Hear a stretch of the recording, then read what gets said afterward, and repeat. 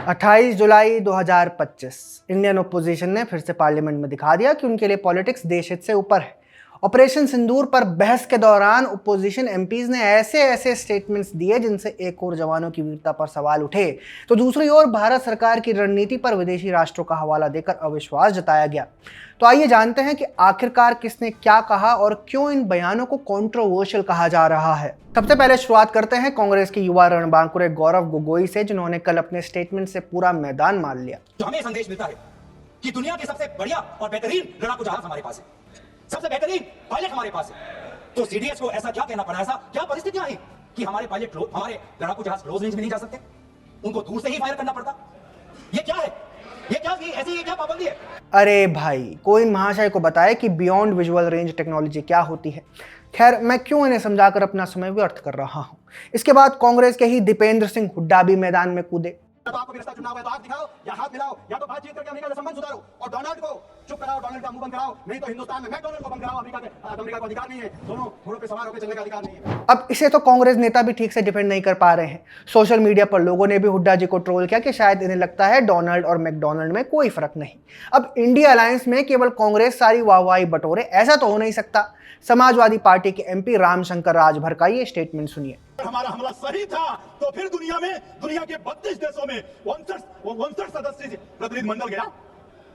अगर हमारा ऑपरेशन सही था तो फिर दुनिया में क्यों हम गए थे, अगर गए थे तो उससे क्या लाभ हुआ, यह मैं आपसे जानना चाहता हूं। ऑपरेशन सही था तो दुनिया को बताने क्यों गए? अरे मेरे भाई, डिप्लोमेसी नाम की भी एक चीज होती है। किसी बड़े मिलिट्री ऑपरेशन के बाद आप अपने मित्र देशों से जानकारी साझा करेंगे, ये तो नॉर्मल रूटीन प्रैक्टिस है। अब भला इसमें क्या राजनीति हो रही है? मतलब ऑपरेशन सिंदूर के विषय में जो लो आईक्यू टेक्स आए हैं वो पूरे देश को शर्मसार करते हैं। इसी कड़ी में आरएलपी के हनुमान बेनीवाल का ये स्टेटमेंट सुनिए। नाम भी सिंदूर रखा, ऐसा लग रहा था कि भारत पाकिस्तान की मांग में सिंदूर भरा, ऐसा ही लग रहा था जब सिंदूर नाम रखा। और सिंदूर का मतलब ही हो गया, अरे सिंदूर का मतलब ये होता है कि इस ऑपरेशन का नाम ऑपरेशन सिंदूर क्यों रखा गया? ताकि हमारी बहन बेटियों के मांग से उजड़े सिंदूर का प्रतिशोध लिया जाए। शायद पूरा देश ये बात बखूबी समझता है, लेकिन इन नेता को इस चीज पर भी राजनीति करनी है। अब इसके बाद बारी आई टीएमसी नेता कल्याण बनर्जी की। 10वीं में पाकिस्तान शासित आजाद काश्मीर पाकिस्तान जंगी गोष्ठी जाइसी मोहम्मद एवं 4 जन टेररिस्ट হাঁটতে পাকিস্তান চলে গেল আর আমাদের বিএসএফ সিএসএফ জওয়ানরা বসে বসে দেখলো। ইডি সিবিআই এলাকার জন্য অজিত গোপাল খুব দক্ষ, আর পাকিস্তান থেকে এসে এখন গুলি করে মেরে দিয়ে যায়, তখন অজিত গোপাল একদম স্তব্ধ। এই তো আমাদের इंटेलिजेंस। इन्हें लगा बंगाली में भाषण देंगे तो बच जाएंगे, लेकिन सोशल मीडिया ने इन्हें पकड़ लिया।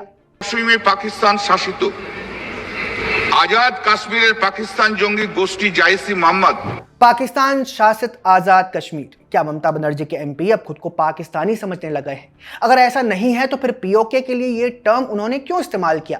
या फिर इनके स्क्रिप्ट राइटर को शायद इस बार पगार नहीं मिली? खैर, सच तो केवल कल्याण बनर्जी ही जानते हैं।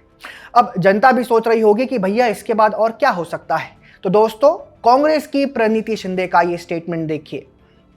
खेल और मनोरंजन ही काफी नहीं है। किसी महत्वपूर्ण इलेक्शन के पहले आतंकी हमला और फिर सरकार की जवाबी कार्रवाई। आतंकी आए कहां से, कहां गए, ये सरकार को कुछ नहीं पता, पर हमें पड़ोसी देश पर आक्रमण करना है और उसके आधार पर वोट बटोरने हैं।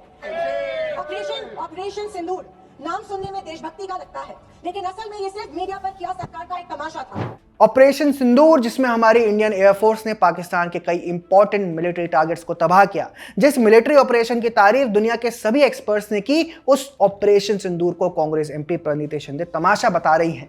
और दुर्भाग्य तो देखिए, ये बात भारत की लोकसभा में कही गई। कांग्रेस नेता सदन में खड़े होकर कल अपने ही देश के खिलाफ नैरेटिव बुन रहे थे। केरल से कांग्रेस एमपी के फ्रांसिस जॉर्ज बड़े गर्व से पूरी लिस्ट गिनवा रहे हैं कि आईएफ ने कितने सारे विमान खोए। Madam, strategic communication and transparency. Operation Sindoor did bring a certain amount of tactical success, but truth has a way of surfacing. While the official narrative denied aircraft losses, satellite imagery, international intelligence leaks, and even our own defense attachés' seminar notes revealed the truth. We lost 3 Rafales, 1 Sukhoi 30 MKI, and 1 MiG-29. All were shot down in our own territory. When government denials are contradicted by foreign media and allied nations, we do not appear strong. We appear dishonest. This erodes credibility and gives space to hostile disinformation, both abroad and within. Punjab से Congress MP Amarinder Singh राजा वारिंग भी अपनी अलग investigation रख रहे हैं कि हमारे यहाँ रफाल गिरा। मैं पंजाब से आता हूँ और पंजाब में बिसियाना एयरफोर्स स्टेशन के पास आपका एक विमान, लड़ाकू विमान जिसका नाम रिफाल है, मैं उसकी फोटो लेकर आया हूं। उसका टेल गिरा और मैं वहां पर गया, उसके ऊपर लिखा था BS-001 और नीचे ये BS-001 आपका रफाल एयरक्राफ्ट गिरा पहले दिन, जिसमें गिरने पर एक व्यक्ति की मौत हुई और 9 लोग जख्मी हुए।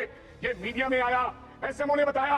और आपके आदरणीय भारती जी, एयर मार्शल भारती, उन्होंने भी ये माना, लेकिन उन्होंने कहा ये अनआइडेंटिफाइड एयरक्राफ्ट है। एक एयरक्राफ्ट गिरता है, लेकिन आपने उसको अनआइडेंटिफाइड एयरक्राफ्ट का नाम देके आपने देश की जनता को मूर्ख बनाने का काम किया। ये भारत की संसद है या पाकिस्तान की? मैं किसी भी पार्टी के विरुद्ध नहीं हूं, लेकिन भला कोई भी नेता ऐसे बयान क्यों देगा जो दुश्मन देश के चेहरे पर मुस्कान ले आए?